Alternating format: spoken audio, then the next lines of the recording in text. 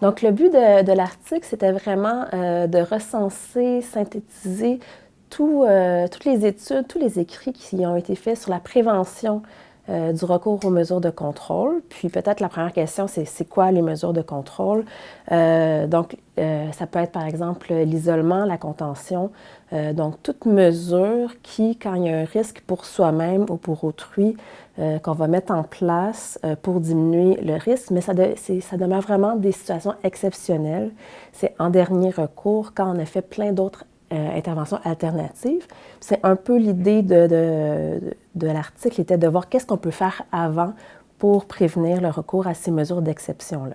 Parce que c'est des mesures d'exception parce que ça va brimer le droit des personnes, donc c'est sans leur consentement qu'on va les mettre sous isolement ou sous contention. Puis on sait que c'est vraiment dans la littérature, là, c'est une évidence que c'est vraiment très traumatisant pour les personnes. Donc j'ai déjà dit ça brime la liberté, mais c'est aussi traumatisant pour les intervenants, les infirmières, les médecins qui ont les préposés, qui sont impliqués dans la mise en isolement et sous contention, parce que personne n'étudie pour faire ça.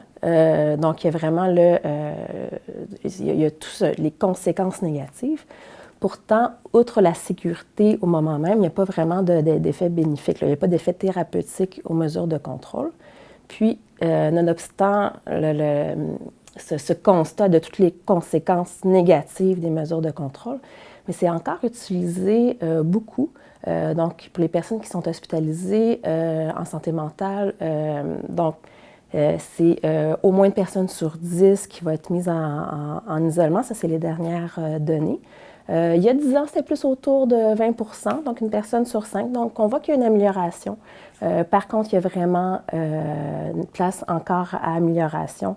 Donc, c'est pour ça qu'on devait se doter, en fait, d'une synthèse de tout ce qui existe sur la prévention du recours aux mesures de contrôle en santé mentale.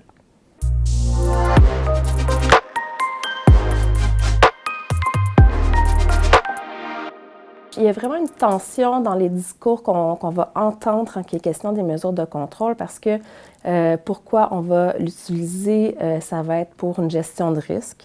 Donc, ça va être pour des principes de bienfaisance, non-malfaisance. Mais en fait, ça va être un contexte aussi, on va outrepasser les droits de la personne, donc où les notions d'autodétermination seront moins prioritaire, en fait. Donc, il y a vraiment la tension entre le discours sur la primauté des droits de la personne et le discours sur la sécurité publique, la sécurité de tous. Puis, pour illustrer un peu même cette tension des discours, dans l'article, on s'est basé sur un modèle écologique où il y a vraiment l'idée que la personne dans son environnement, mais dans un environnement aussi qui est en mouvance. Donc, il y a l'évolution historique des discours dont il faut tenir compte. Donc, je parlais de gestion de risque. Et par exemple, dans les années 90-2000, la gestion de risque était vraiment le discours prépondérant où on parlait même de risque zéro, tolérance zéro. Mais quand c'est une tolérance zéro, bien, ça fait qu'il n'y a pas d'acceptation de l'expression de l'agressivité, alors que ça fait quand même partie de la nature humaine d'être un peu agressif parfois. Donc, si on a une tolérance zéro, bien, on ne représente pas vraiment le quotidien de la personne et le monde social dans lequel on vit. Donc, en fait, le regard sur la prévention des mesures de contrôle, sur les objectifs, va évoluer selon aussi l'évolution sociale. Donc, ce qui était acceptable il y a 20 ans n'est plus nécessairement aujourd'hui. Puis, c'est sûr que quand on parle aux intervenants, ils vont dire « Hey, il y a 30-40 ans, ça a vraiment changé. Avant, aussitôt qu'une personne arrivait, on l'attachait, il y avait beaucoup de mise en isolement, ça a beaucoup diminué. » Donc, oui, ça l'a beaucoup diminué. Par contre, si on voit que c'est en évolution, bien, on voit que ça va être porté encore à évoluer. Donc, on doit se questionner aussi par rapport à cette évolution-là.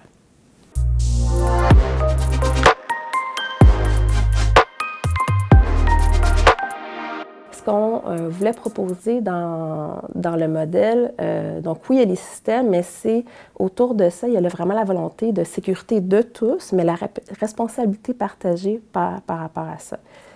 Donc, on sait qu'il y a plein d'interventions qui sont efficaces, mais pourquoi est-ce que ce n'est pas nécessairement fait dans les milieux? C'est un peu là où on est dans la recherche. Donc, le questionnement, c'est comment faire un changement de culture, arriver à changer les pratiques. Et c'est là où on en est beaucoup dans ce questionnement-là. Par exemple, je suis dans une équipe européenne sur la réduction de la coercition, donc des mesures de contrôle. J'ai une étudiante aussi qui s'intéresse à ça. Puis on est vraiment au moment de comment changer la culture. Une piste de solution qu'on explore présentement, c'est toute la science, la mise en œuvre, donc tout ce qui relève de la implementation science, donc où on pourra identifier les leviers et les obstacles au changement de culture. Mais il faut avant tout changer les mythes par rapport aux mesures de contrôle. Donc, trois des grands mythes, c'est que est-ce que c'est une intervention clinique? Non, c'est vraiment, il n'y a pas d'effet thérapeutique, c'est vraiment de sécurité. Est-ce que c'est utilisé de façon exceptionnelle? Bien, quand on regarde la prévalence, ça l'est peut-être pas. Donc, il y a du travail à faire ça. Puis, est-ce que c'est vraiment une mesure sécuritaire? Bien, quand on regarde les données, il y a beaucoup d'incidents qui arrivent lors de la mise en isolement, de la mise sous contention. Donc, il y a pas, quand on diminue l'isolement-contention, il n'y a pas d'augmentation des agressions dans les milieux.